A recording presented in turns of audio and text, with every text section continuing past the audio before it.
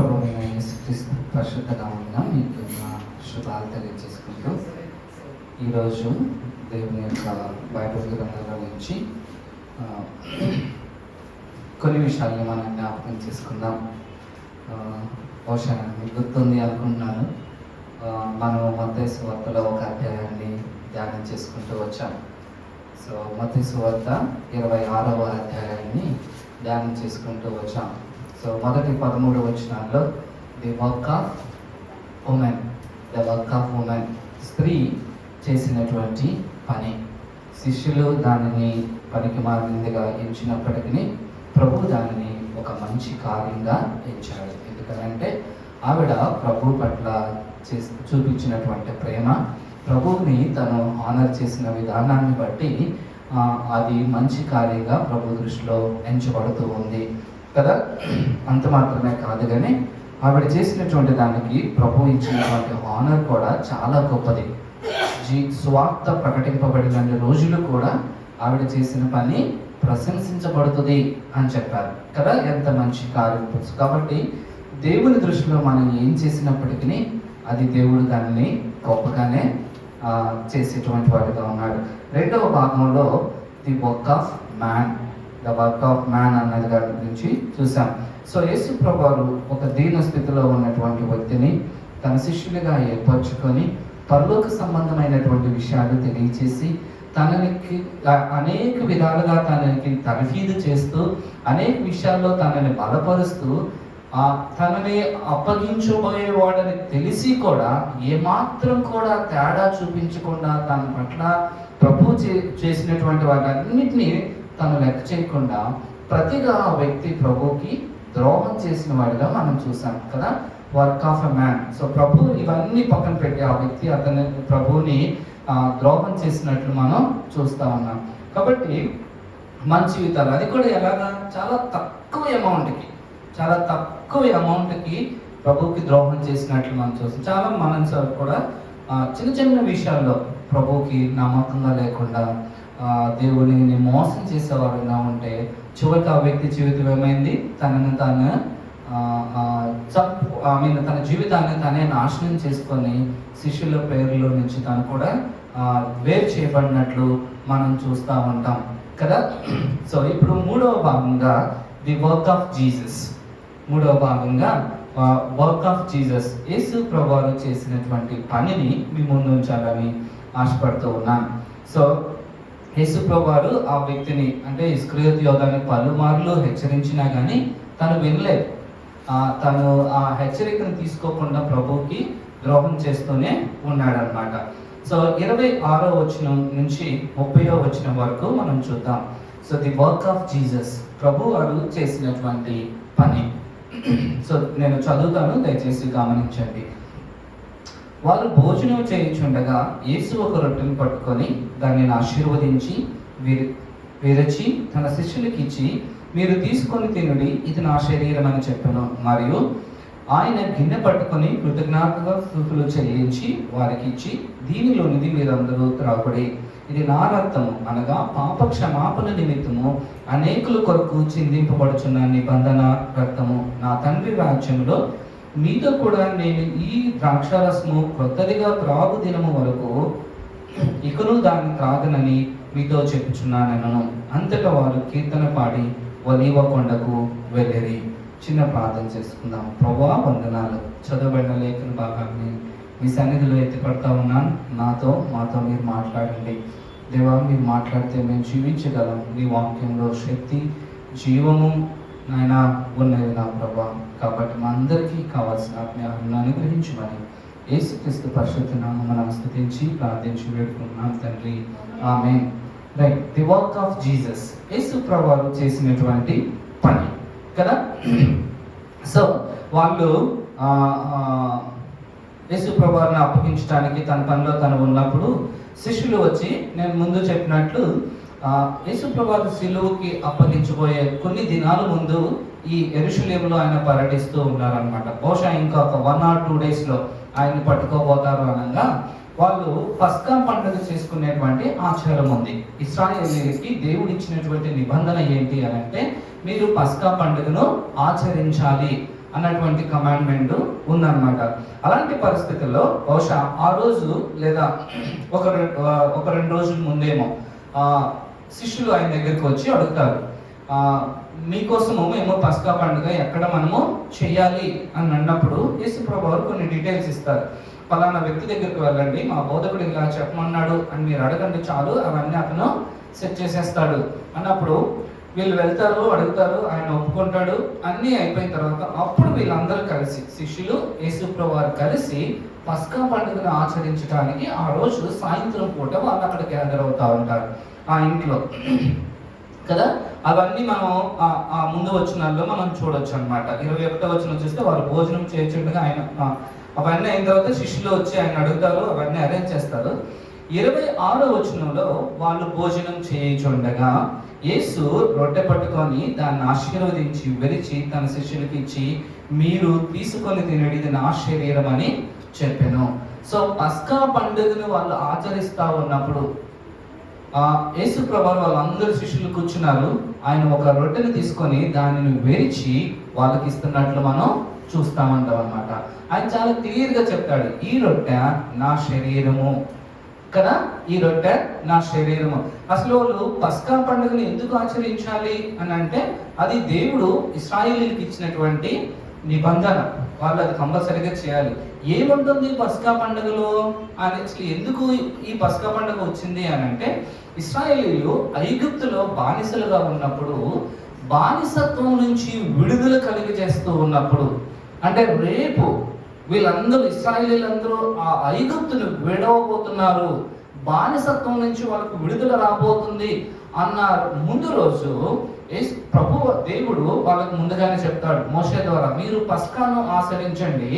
So అంటే అది దేన్ని గుర్తిస్తుందంటే, బానిసత్వం నుంచి మీకు విడుదలను కలుగు చేస్తుంది అని చెప్తే, ఎలా ఆచరించాలి అని అంటే, ఒక ఏమాత్రం కూడా కల్మషం లేనటువంటి ఒక షీట్ని, ఒక ల్యాంబ్ని మీరు వధించాలి. వదిలించిన తర్వాత పులియని పిండితోటి మీరు రొట్టెలు చేసుకొని ఈ రెండింటిని కలిపి మీరు భోజనం చేయాలి ఆ రోజు. అది పస్కా. సో ఒక ల్యాంబ్, ఎలాంటి కల్మషం లేనటువంటి, అంటే ఎలాంటి డాగు ఇలాంటి ఏమీ లేనటువంటి ఒక ల్యాంబ్ని మీరు వధించి పులియని రొట్టెలని మీరు తీసుకొని ఆ రోజు మీరు ఆ భోజనం చేసేసి ఆ ల్యాంప్ని ఎప్పుడైతే మీరు వధించారో ఆ రక్తాన్ని మీ యొక్క గుమ్మములకి పూయండి. ఎప్పుడైతే మీరు ఆ గుమ్మములకు పూస్తారో ఆ రాత్రి దేవుని యొక్క దూత సంచారం చేస్తూ ఉంటది. ఏ గుమ్మముకైతే ఆ రక్తం పూయబడి ఉంటుందో ఇట్ పాస్ ఓవర్, అంటే దూత ఆ రక్తాన్ని చూసి ఇట్ పాస్ ఓవర్, ఆ ఇంటిని వదిలి దాటి వేరే ఇంటికి వెళ్ళిపోతుంది. దట్స్ వాట్, అదే పాస్ ఓవర్. దాన్నే వాళ్ళు పస్కా పండుగలాగా చేస్తూ ఉన్నారన్నమాట. సో దేవుని దూత వచ్చినప్పుడు ఏ గుమ్మానికైతే రక్తము పూయబడి ఉంటుందో, ఆ మలినం లేనటువంటి ఆ యొక్క జంతువు యొక్క రక్తం పూయబడి ఉంటుందో, ఆ హౌస్ని వదిలేసి పాస్ చేసేసి అందరి ఆ దాటి వేరే దానికి వెళ్తుంది. కాబట్టి మీరు ఇలా చేసినప్పుడు మీరు దేవుని యొక్క ఉగ్రత నుంచి తప్పించబడతారు. రెండోది, ఐగుప్తుని యొక్క బానిసత్వం నుంచి మీరు విడుదల కలుగుతుంది. సో ఆ రోజు రాత్రి ఒక గొప్ప వెద లేదంటే గొప్ప ఏడ్పు ఐగుప్తులో వస్తుంది. నెక్స్ట్ డే మార్నింగ్ ఇశ్రాయేలీయులందరూ బయలుదేరి ఐగుప్తుని విడిచి దేవుడు వాగ్దానం చేసినటువంటి ప్రామిస్ ల్యాండ్కి బయలుదేరతారు. దానినే ఆ రాత్రి జరిగేటువంటి కార్యాన్ని పాస్ ఓవర్, పస్కా పండుగ అని అన్నారనమాట. సో అక్కడ జరిగింది ఏంటి, ఒక పశువు లేదా ఒక లాంబు బలి అర్పించబడింది, దాని యొక్క రక్తము గుమ్మము మీద ఉయ్యబడింది. ఆల్రైట్, దాన్నే పస్కా అని అన్నారు. అదే కాన్సెప్ట్ని ఇక్కడ యేసుప్రభు తీసుకొస్తా ఉన్నారు. ఆయన అంటున్నాడు వాళ్ళు ఆచారంగా చేయాలి కాబట్టి ఆ పండుగను వాళ్ళు చేసుకుంటా ఉన్నారు. అది జరుగుతూ ఉన్నప్పుడు యేసుప్రభు చేసినటువంటి పని ఏంటి అని అంటే, ఒక రొట్టెని ఎత్తుకొని దానిని విరిచి వాళ్ళందరికీ ఇచ్చారు. ఆయన అన్నారు, ఇది నా శరీరము కాబట్టి మీరు దీనిని తినండి. సో దేవుని యొక్క శరీరము దేనికి గుర్తుగా ఉంది? ఆయన విరిచినటువంటి రొట్టె దేనికి ఆనవాలుగా ఉంది అని అంటే ఆయన యొక్క శరీరానికి సాదృశ్యంగా ఉన్నట్లు మనం చూడాలి, లేదా ఆయన శరీరము అని మనం అనుకోవచ్చు. ఆయన శరీరాన్ని విరచటము అని అంటే ఆయన తనను తానుగా సాక్రిఫైస్ చేసుకుంటూ ఉన్నాడు, తనను తానుగా సాక్రిఫైస్ చేసుకున్నాడు. ఆయన శరీరము విరవబడతా ఉంది, ఆయన యొక్క శరీరము నలగొట్టబడతా ఉంది, ఆయన యొక్క శరీరము దున్నబడతా ఉంది. అందుకనే అది విరిచి అంటే ఆయన శరీరము విరవబడతా ఉంది. సో ఇవన్నీ కూడా వాళ్ళకి జ్ఞాపకం చేస్తా ఉన్నాడు శిష్యులకి. సో నా యొక్క శరీరం ఈ విధంగా అవబోతా ఉంది కాబట్టి ఇదిగో ఈ రొట్టె ఏ విధంగా అయితే విరవబడుతుందో నా శరీరం విరవబడతబోతుంది, నా యొక్క శరీరము నల్లగొట్టబడబోతా ఉంది, నా శరీరము దున్నబడబోతా ఉంది అని చెప్తూ ఉన్నాడు. కాబట్టి వీటిలో ఇది మీకోసము నేను చేసేటువంటి సాక్రిఫైస్, మానవాళి కోసము యేసు ప్రభువారు చేసేటువంటి సాక్రిఫైస్ ని అది తెలియజేస్తా ఉంది. ఆయన యొక్క శరీరము సాక్రిఫైస్ చేయబడతా ఉంది అన్నది మనం ఇక్కడ జ్ఞాపకం చేసుకోవచ్చు కదా. ఆ రోజు ఏ విధంగా అయితే పస్కాను వాళ్ళు ఆచరించేటప్పుడు ఒక బలి పశువుని ఏ విధంగా అయితే వాళ్ళు సంహరిస్తా ఉన్నారో, ఇలాగా ఏ విధంగా అయితే దాని యొక్క శరీరము నలగొట్టబడి దాని యొక్క శరీరము దున్నబడి దాని యొక్క అన్ని భాగాలను తీసేస్తా ఉన్నారో, అలాగా యేసు ప్రభువారి యొక్క శరీరము విరవబడతా ఉంది, నలగొట్టబడతా ఉంది. ఎందుకో తెలుసా? మానవాని యొక్క పాపముల నిమిత్తమై. సో మానవుని రక్షించటానికి, మానవుని బానిసత్వం నుంచి, పాపము అనేటువంటి బానిసత్వం నుంచి డెలివరెన్స్, విడుదలను కలుగు చేయడానికి ఆయన శరీరము విరగొట్టబడతా ఉంది అన్నది యేసు ప్రభువారు శిష్యులకి తెలియజేస్తా ఉన్నాడు కదా. ఎంత గొప్ప విషయం కదా. అలాగా ఆయన చెప్తూ దీనిని మీరు నా శరీరం అని చెప్పెను. మరియు ఆయన గిన్నె పట్టుకొని కృతజ్ఞతాస్తుతులు చెల్లించి వారికి ఇచ్చి దీనిలోని మీరు త్రాగుడి. సో త్రాగుడి, ఇది నా రక్తము అనగా పాప క్షమాపణ నిమిత్తము అనేకుల కొరకు చిందింపబడుతున్న నిబంధన రక్తము. సో ఏ విధంగా అయితే ఆ పాస్ ఓవర్ లో ఆ గొర్రెపిల్ల యొక్క రక్తము వాళ్ళని రక్షిస్తా ఉందో, ఇక్కడ కూడా యేసు ప్రభువారు అంటున్నాడు, ఇది నా రక్తము, ఇది మీ అందరి యొక్క పాపముల నిమిత్తమై క్షమాపణ ఇచ్చేటువంటి రక్తము. సో ఫర్గివ్నెస్, ఆయన యొక్క క్షమాని. సో దేవుని యొక్క యేసు ప్రభువారి యొక్క రక్తము మన పాపములకు క్షమాపణ ఇచ్చేటువంటిదిగా ఉంది, మన పాపములను క్షమించేదిగా ఉంటుంది, లేదా మన పాపములను తుడిచివేసేదిగా ఉంటా ఉంది అని మనం జ్ఞాపకం చేసుకోవచ్చు. ఒకవేళ ఎవరైనా నా బదులు ఏదైనా సహాయం చేయొచ్చేమో కానీ, లేదంటే మనకి ఎవరు ఏదైనా నా బదులు వాళ్ళు ఏదైనా పనిష్మెంట్ చేయొచ్చేమో, ఆ పనిష్మెంట్ అనుభవించొచ్చేమో కానీ బహుశా అనుభవించిన వాడు నన్ను పూర్తిగా క్షమించకపోవచ్చు కదా. నా బదులు మీరు ఒక 100 రూపాయలు లేదా ఒక 1000 రూపాయలు ఎవరికన్నా ఇవ్వచ్చు, కానీ మళ్ళీ మీరు దాన్ని ఎక్స్పెక్ట్ చేసేటటువంటి వాళ్ళు మనుషులు, లేదంటే దానిని చాలా రోజుల వరకు గుర్తుపెట్టుకునేటువంటి వారుగా ఉంటారు. కానీ యేసు ప్రభువు అంటున్నారు, నా రక్తము ప్రతి పాపములను కూడా తుడిచివేసేదిగా ఉంటుంది, క్షమించేసేదిగా ఉంటుంది అని అంటున్నాడు.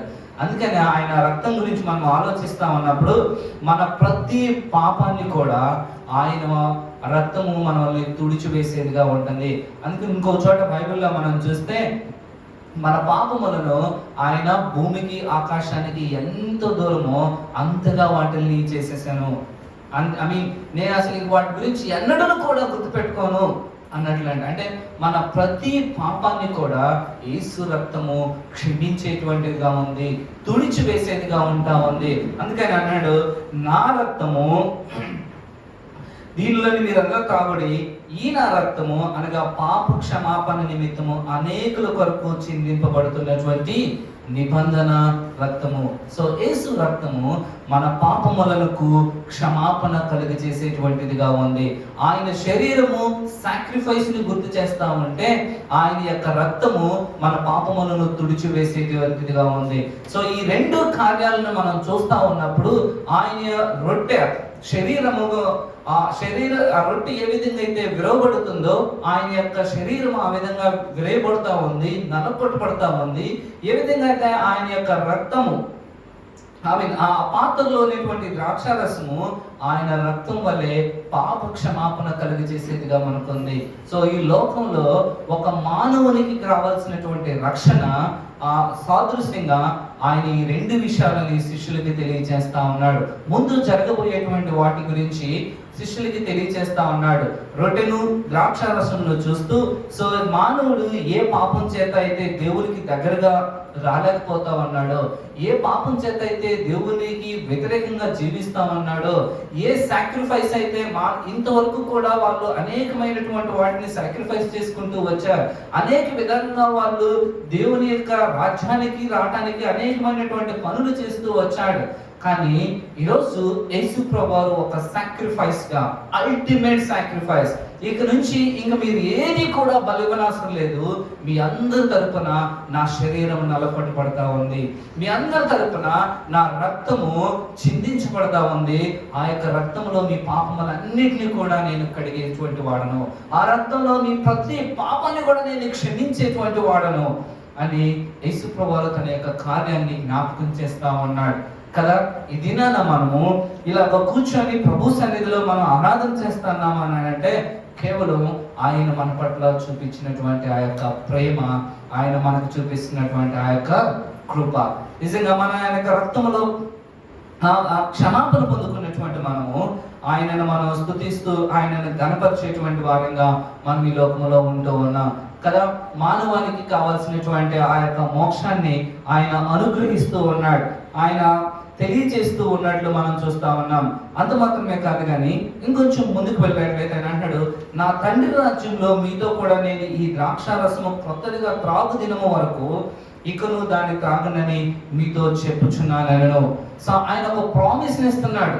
బహుశా నేను ఇంక కొన్ని గంటల్లో నేను ఆ యొక్క సిలువ యాగానికి లేదా సిలువ మరణానికి అప్పగించబడొచ్చేమో కానీ, బట్ ఆయన ఇచ్చినటువంటి ప్రామిస్ ఏంటంటే, మీరు ఎవరైతే ఈ రొట్టెలో, ఎవరైతే ఈ ద్రాక్షారసంలో మీరు పొందుతూ ఉంటారో వాళ్ళందరినీ నేను మళ్ళా తండ్రితో కూడా కలుసుకోబోతా ఉన్నాను, తండ్రితో కూడా కలిసి నేను మీతో మళ్ళా నేను క్రొత్తదిగా తాగు వరకు కూడా అని అంటే ఆయన ఒక ఆ నిరీక్షణను వాళ్ళకి కలిగజేస్తా ఉన్నాడు.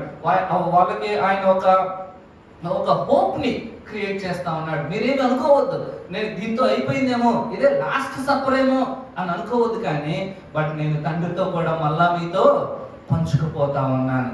సో ఎవరైతే వాళ్ళ యొక్క పాపముల నిమిత్తమై దేవుని యేసు ప్రభువారి యొక్క సాక్రిఫైస్ ని నమ్మి యేసు ప్రభువారి యొక్క ఆ రక్తములో వాళ్ళ పాపములను కడుక్కుంటారో ఆయన ఇచ్చేటువంటి వాగ్దానం ఏంటో తెలుసా?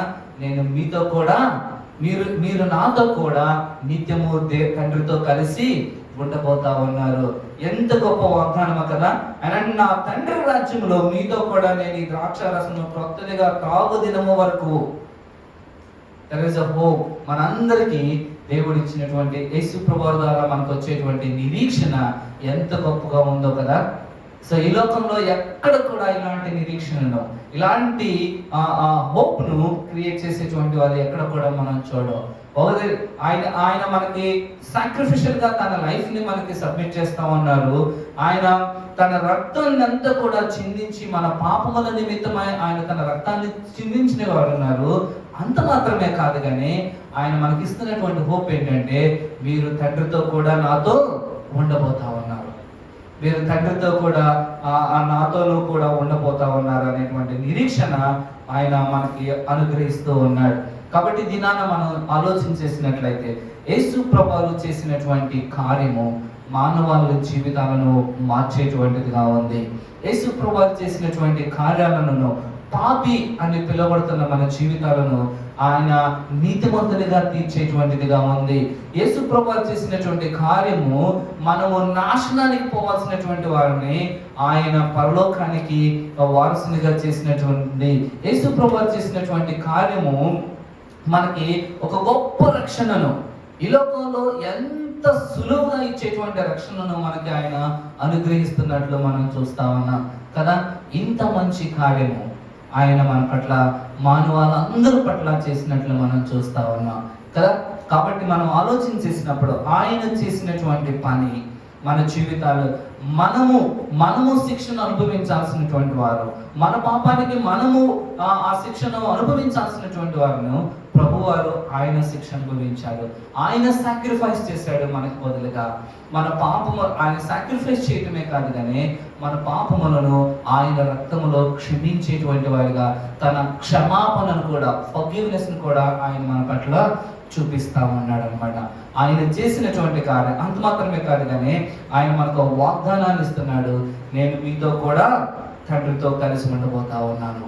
కాబట్టి ఎవరైతే ప్రభువునందు విశ్వాసం ఉంచుతూ ఉన్నారో, ప్రభు చేసినటువంటి ఆ యొక్క సాక్రిఫిషియల్ జీవితం పట్ల వాళ్ళు ఎవరైతే విశ్వాసం ఉంచుతారో, ఎవరైతే వాళ్ళ పాపములను ప్రభు యొక్క రక్తంలో కడుగుపడుతూ ఉంటారో, ప్రభు ఇచ్చేటువంటి వాగ్దానం ఏంటి అంటే, మీరు నాతో కూడా తండ్రితో ఉండబోతారు, నేను మళ్ళా మిమ్మల్ని కలుసుకుంటాను. నిరీక్షణ ప్రభు మనకు అనుగ్రహిస్తా ఉన్నాడు. ఎంత గొప్ప విషయం కదా. క్రైస్తవులంగా దేవుడు మనకి ఇచ్చేటువంటి ఆ గొప్ప నిరీక్షణ. అందుకనే చాలా మంది దైవజనులు అంటూ ఉంటారు, క్రైస్తవులకు ఉన్న ఏకైక ఆ యొక్క వరం ఏంటంటే నిరీక్షణ. మనం ఈ లోకంలో ఒకరు వెళ్ళిపోయినా సరే, ఒకవేళ మనం ఈ లోకాన్ని విడిచిపెట్టినా లేదా ప్రభు వచ్చిన నిత్యము కూడా దేవునితో కలిసి ఉంటాం. ఎప్పుడది? యేసు ప్రభువారు మన కోసము తన జీవితాన్ని సాక్రిఫైస్ చేశారని నమ్మి మన పాపములను ఆయన యొక్క రక్తములో కడిగినప్పుడు ఆ నిరీక్షణ మన జీవితాల్లో నెరవేర్పుగా ఉంటుంది. కాబట్టి మనం ఆయన చేసినటువంటి పని వల్ల సమస్త మానవాళికి ప్రభు రక్షణను కలుగు చేస్తున్నట్లు మనం చూస్తా ఉన్నాం. ఆ సాక్రిఫిషియల్ లైఫ్, ఆయన యొక్క రక్తం మన పాపాలకి విడుదల, విమోచన. వాళ్ళు ఏ విధంగా అయితే పాస్ ఓవర్ చేసుకున్నారో, ఇక్కడ కూడా యేసు ప్రభువారు జీవితం ద్వారా మనకు రావాల్సినటువంటి శిక్ష ఆయన సాక్రిఫిషియల్ గా తీసుకున్నాడు. ఆ యేసు ప్రభువారి యొక్క రక్తము మనకి ఆ శిక్ష మన దగ్గరకు రాకుండా మన వాళ్ళు ఏం చేస్తుంది? Pass over. సో మన దగ్గర నుంచి ఆ శిక్షను దాటి వెళ్ళిపోతా ఉంది. సో ఎవరైతే దీనిని నమ్ముతారో, దీనిందు ఆయన యొక్క సాక్రిఫిషియల్ని, ఆయన యొక్క రక్తాన్ని ఎవరైతే నమ్ముతారో వాళ్ళ దగ్గర నుంచి ఆ శిక్ష తప్పిపోతా ఉంటుంది. అంటే పాపానికి రావాల్సినటువంటి శిక్ష నుంచి మనం విడుదల కలిగి చేసుకుంటాము. మనం విడుదల కలిగి చేసుకొని ప్రభువుకి మనము దగ్గర అయ్యే వాళ్ళంగా ఉంటాం. కాబట్టి ప్రభువుని పాస్ ఓవర్ ఏ విధంగా అయితే జరిగిందో మన జీవితాల్లో కూడా పాపం నుంచి విడుదల, లేదా పాపానికి వచ్చేటువంటి శిక్ష నుంచి విడుదల కలగటానికి ప్రభు యందు ఆయన చేసినటువంటి సాక్రిఫిషియల్ని మనం జ్ఞాపకం చేసుకుందాం. ఆయన యొక్క రక్తంలో మన పాపములను మనం కడుక్కున్నప్పుడు మనకు రావాల్సిన శిక్ష నుంచి మనము విడుదల కలుగుతాము. అంతేకాదు కానీ ప్రభుతో కూడా నిత్యము ఉండేటువంటి ఒక నిరీక్షణ ప్రభు మనకు అనుగ్రహించేవాడిగా ఉన్నాడు. ఈ మంచి ప్రభు వారు చేసినటువంటి కార్యము మన అందరి జీవితాల్లో ఒక గొప్ప రక్షణ. ఇంత గొప్ప రక్షణను మనము ఎలాగా మనం నిర్లక్ష్యం చేస్తాం కదా. ఎంత గొప్ప రక్షణ, ఇంత ఉచితంగా ఇచ్చేటువంటి రక్షణ, ఇంత విలువైన ఇంత గొప్ప రక్షణను మనము జాగ్రత్తగా కాపాడుకునేటువంటి బాధ్యత కూడా మన మీద ఉంది. కాబట్టి కళ్ళు మూసుకొని ప్రభు సన్నిధిలో అడుగుదాం. ప్రభు చేసినటువంటి ఆ కార్యము, ఆయన చేసిన ద వర్క్ ఆఫ్ జీసస్, సమస్త మానవాళిని పాపము నుంచి విడుదల, సమస్త మానవాళికి ఆయన విమోచన కలిగి చేసిన వాడిగా ఉన్నాడు. ఐగుప్తులకి ఏ విధంగా అయితే విమోచన కలిగిందో మనకు కూడా మన యొక్క పాప జీవితం నుంచి విడుదల. అంత మాత్రమే కాదు, మన పాపములను ఆయన క్షమించిన వాడిగా ఉన్నాడు. అంత మాత్రమే కాదు కానీ మనకు ఒక నిరీక్షణ, నేను మీతో తండ్రితో కలిసి మళ్ళా ఇలాంటిది నేను మళ్ళా చేయబోతా ఉన్నాను అనే గొప్ప నిరీక్షణ ప్రభు మనకి కలిగించినట్లుగా మనం చూస్తూ ఉన్నాం. తండ్రి నీకెన్నో వందనాలు ప్రభా. ఈ యొక్క సాయంత్రకాల సమయంలో మీ బిడ్డలుగా మీ సన్నిధికి వస్తూ ఉన్నాం ప్రభా. మీరు చేసినటువంటి కార్యము మా జీవితాల్లో ఎంతో విలువైనటువంటిది నా ప్రభా. పాపానికి నాయన బానిసలుగా ఉన్నటువంటి మేము, పాపానికి శిక్ష అనుభవించాల్సినటువంటి మేము నా ప్రభా, మీరు మీ శరీరము విరగొట్టబడింది, మీ శరీరము నల్లగొట్టబడింది, మీ శరీరము దున్నబడింది. సాక్రిఫిషియల్గా మీ శరీరాన్ని విరగొడతా ఉన్నారు ప్రభా. మేము ఆ స్థితిలో ఉండాలి, కానీ మాకు బదులుగా మీ శరీరము నాయన విరగొట్టబడతా ఉంది ప్రభా. అంత మాత్రమే కాదు నాయన, మీ యొక్క రక్తము మా పాపములకు క్షమాపణ కలుగజేసేటువంటిదిగా ఉంది నా ప్రభా. దేవా, మీ యొక్క రక్తము మా ప్రతి పాపాన్ని కూడా క్షమించి నాయన కడిగేటువంటిదిగా ఉంది నా ప్రభా. అయ్యా నా తండ్రి, నిజంగా నా ప్రభా మమ్మల్ని విమోచించారు, విడిపించారు. నాయన ఇశ్రాయేలుని ఏ విధంగా అయితే ఐగుప్తు బానిసత్వం నుంచి మీరు విడుదల కలిగి చేశారు, మమ్మల్ని పాపము అనే బానిసత్వం నుంచి మాకు విడుదల కలిగి చేసి విమోచించి మా పాపాన్ని క్షమించారు ప్రభా.